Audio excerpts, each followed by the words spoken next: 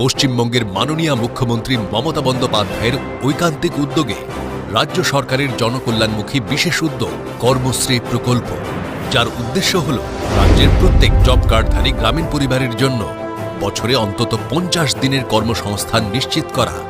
রাজ্য জুড়ে বিস্তৃত এই প্রকল্পকে এক সূত্রে বাঁধতে পঞ্চায়েত ও গ্রামোন্নয়ন দপ্তরের এক বিশেষ উদ্যোগ এই কর্মশ্রী পোর্টাল।